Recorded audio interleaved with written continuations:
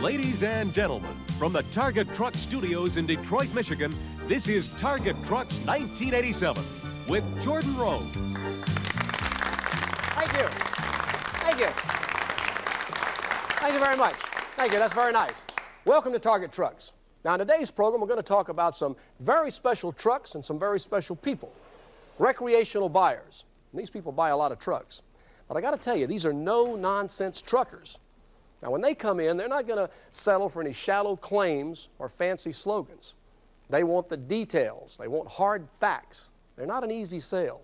So when they come into your showroom, you better be able to talk trucks the way they talk trucks. Let's give a listen. Why did you buy a four-wheel drive truck?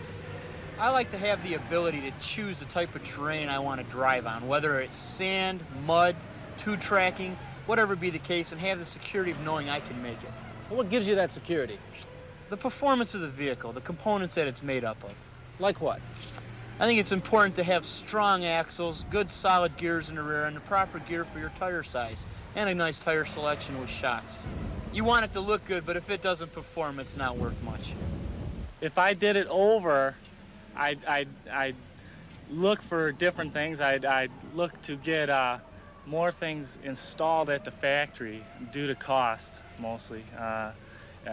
Things you can get at the factory, gears, get a higher gear ratio, get different suspension parts put on at the factory, and you save, the money you save is phenomenal. And I think if I had known that, if I had had a salesman or somebody that had brought that to my attention, possibly I would have got something else, something a little different.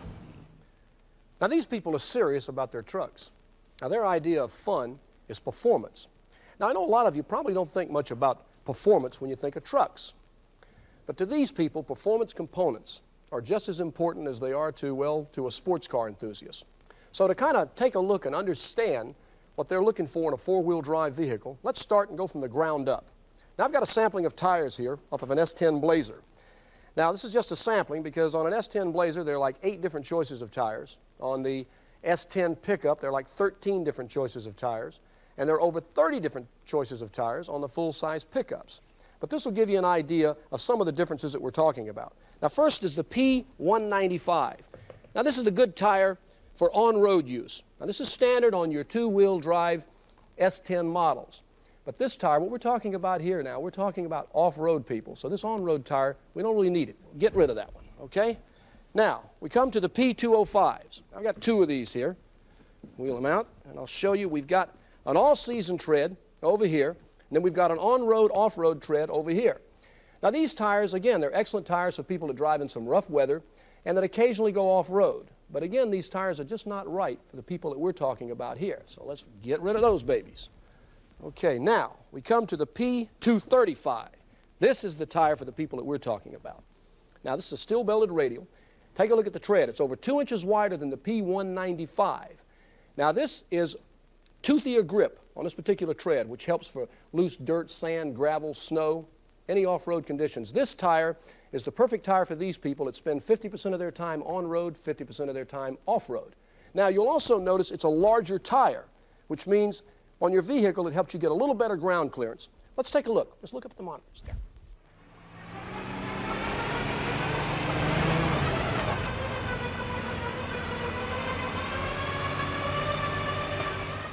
Okay.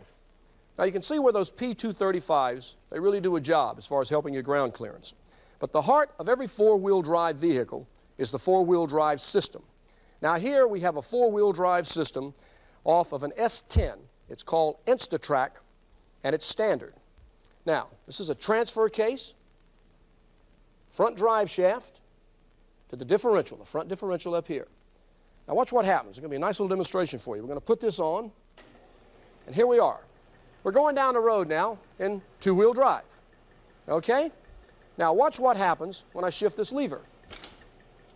Now, the power has been transferred from the transfer case, the front drive shaft, to the front differential, out to the front wheels. Now you're in four-wheel drive. You're four-wheel drive high, and you've done that without stopping or missing a beat. Now, you want to shift into four-wheel drive low. You simply stop the truck. You don't have to turn it off. I'm only doing that here because of the electric motors. You just stop the truck. You make sure that it's in neutral, the transmission. You take this, you shift it back here, you step on the gas. Now, You're in four-wheel drive low. You're ready for any condition, going up a hill, gravel, sand, mud, any off-road condition. Now, a lot of other manufacturers have been making a lot of claims about their shift-on-the-fly systems being as good as InstaTrack. Well, nothing measures up. And to tell us why, I've invited a General Motors engineer from the driveline and components department to come down here with us and be with us this evening, and I want you to help me give him a nice, warm welcome, Mr. Chuck Keppel. Hi, Chuck. Hello, Jordan. How are you? Just fine. Nice to see you. Okay, Chuck, I've just been showing the people here about the InstaTrack system. I wonder if you would come down here and tell us why no other system measures up to the InstaTrack. One of the biggest advantages of InstaTrack is obvious right here, Jordan. There are no hub locks to engage or disengage. Don't have to get out and turn anything. Not a thing. Okay. The front axle shafts are directly connected to the front wheels and connected to the rest of the four-wheel drive system through the front differential. When shifting from two-wheel drive to four-wheel drive, you can do that at any speed at all. And shifting back to two-wheel drive puts you back into the freewheeling mode. Okay, now that's what I was just going to ask you. When you do shift into two-wheel drive, then you go into freewheeling. Okay, now if you're in freewheeling, what are the advantages of freewheeling? In the freewheeling mode, you avoid any unnecessary wear on the four-wheel drive componentry. That's one of the bigger advantages. Secondly, the handling of the vehicle is the same as a two-wheel drive truck, any rear-wheel drive vehicle. Okay. And thirdly, fuel economy is improved because the front ring and pinion gears are not turning and the transfer case gears aren't turning. Okay, so in other words, all of this mechanism up here would not be working like it would, say, on a full-time four-wheel drive vehicle. That's correct. Okay, well, that's terrific. Now, you know we sell a lot of compact trucks, but Chuck, you know as well as I do that some people just won't have it any other way than full-size Chevy truck. That's right. So I know you've got a little display counter set up over here. Why don't you show me what the full-size four-wheel drive system, you know, looks like and does? Let's do that. Okay, get out of your way here. All righty. Thank you. The full-size truck uses a conventional four-wheel drive system that involves manual hub locks and a non-synchronized transfer case.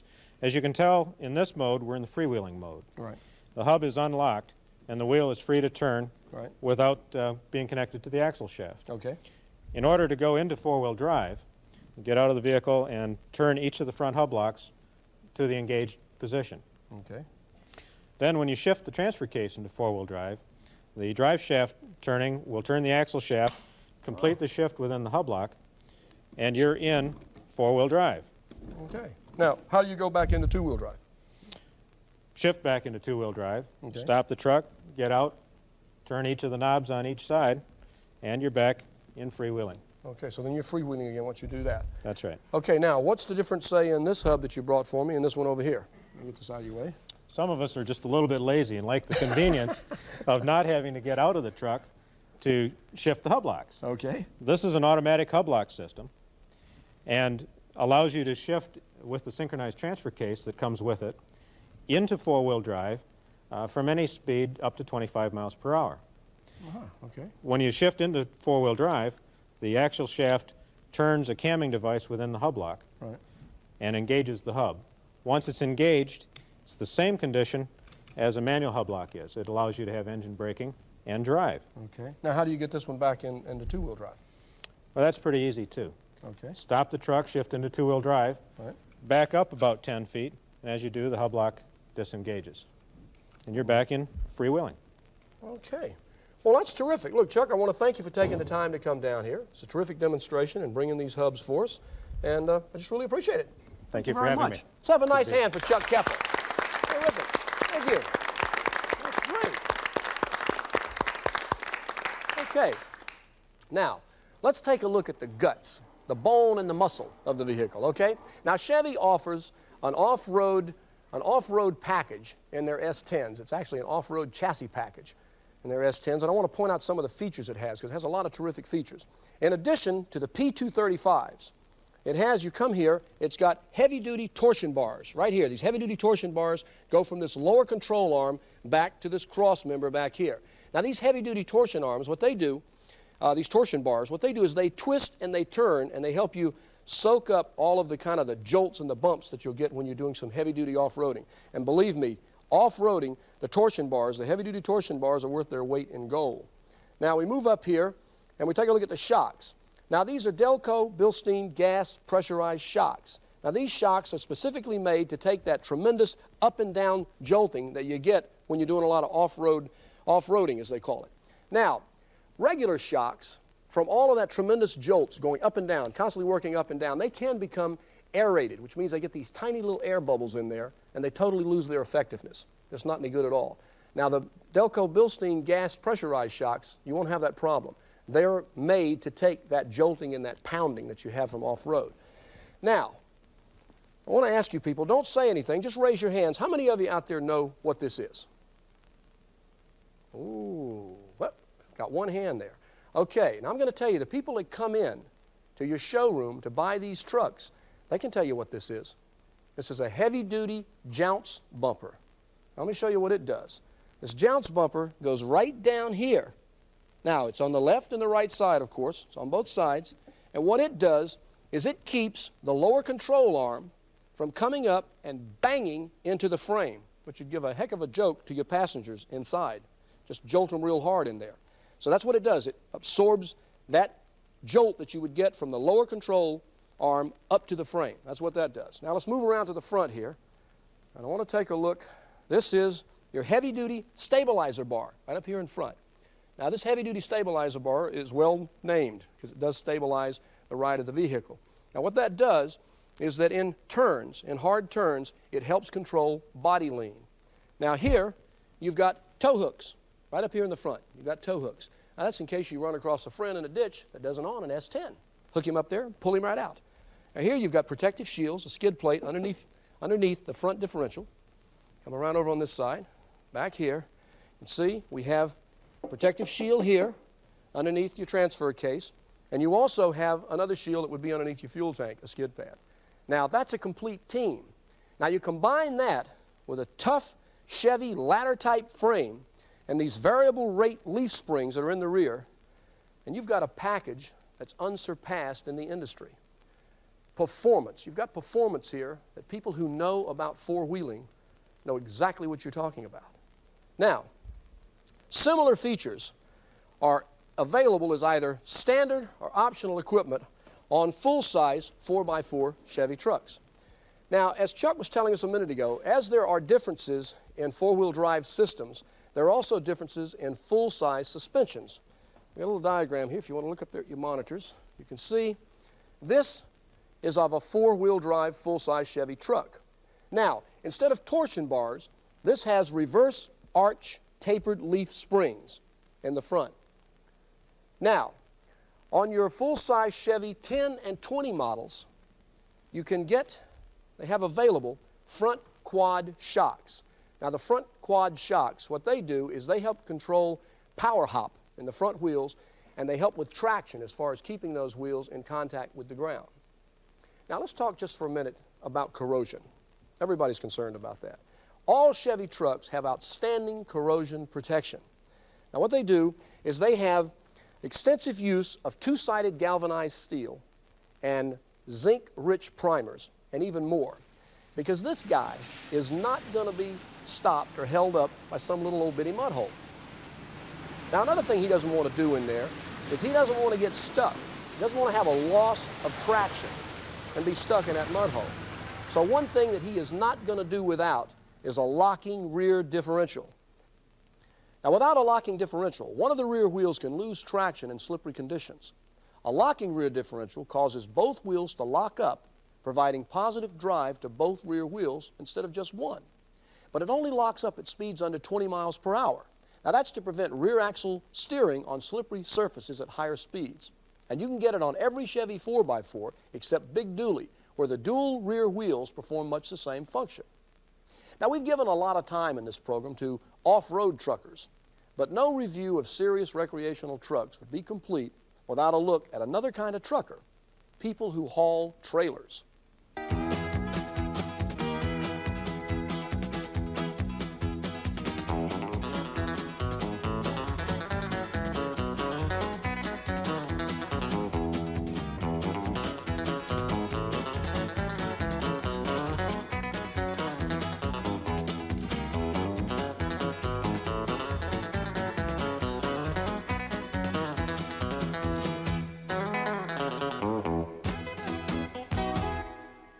Now that's just a glimpse of what some of these Chevy trucks can tow. How about that big dually, huh? 13,000 pounds. Ah, terrific. Now even that compact 4x4 can tow up to 4,000 pounds. Now, the growth in recreational vehicles in the past few years has been absolutely phenomenal. In fact, since 1980, it has doubled.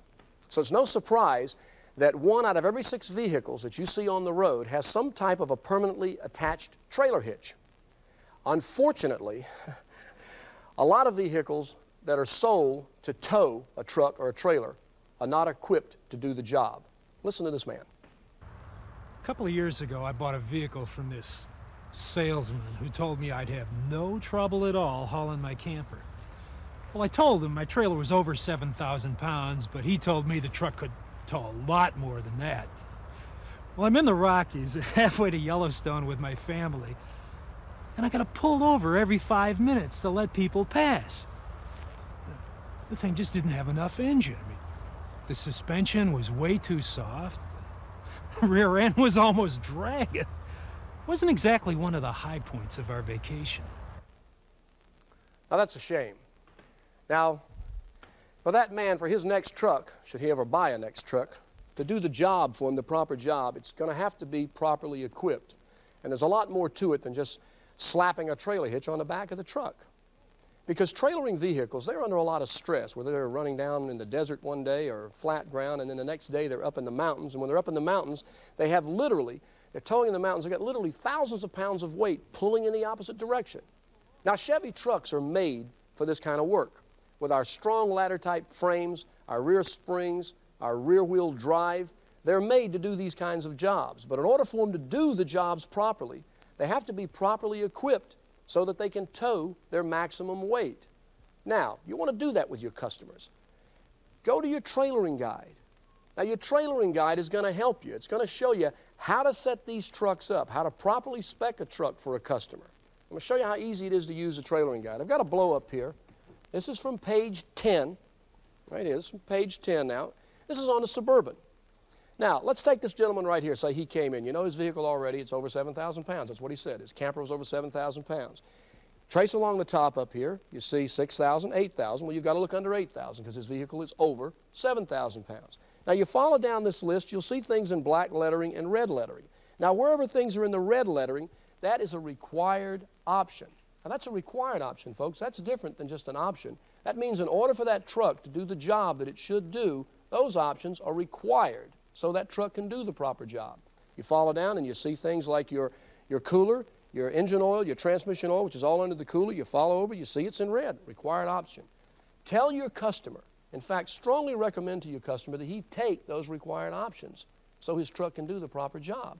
Qualify that customer. Find out what his job requirements are, what he's going to do with that truck. Now, once you've done that, the rest is easy. Now all you have to do is get him a trailer hitch. And again, go to your trailering guide. It makes it very simple for you. There's 3 basic styles of trailer hitches. I've got them laid out here for you. Now, first is the step bumper. The step bumper, which has a hitch on it, and this is available on most trucks. And you see the ball is right here. It just attaches down in there. And this particular type hitch is good for towing up to 4,000 pounds. Then the next one is a dead weight hitch. Now this dead weight hitch fastens underneath like to the frame and the bumper. And this is good for smaller jobs, but for towing things up to about 2,000 pounds. Now we come to the one for any towing need. I mean, this really hauls the big stuff. This is the load distributing hitch platform. Now it connects to the frame on the right and the left side. And what that means is that no matter what you're towing back there, that weight is evenly distributed throughout the frame of the vehicle. So all you have to do, use your trailering guide, use these aids that we have, use your 1987 Chevy Trucks Target Selling Guide, which is here. Go to your Chevy Truck Facts book, look in here, find out how to properly spec that truck for your customer. You're going to sell a lot more trucks. And once you have that knowledge, you're just going to be amazed how easy it is to show that customer how this and this translates into some serious fun. Thank you very much.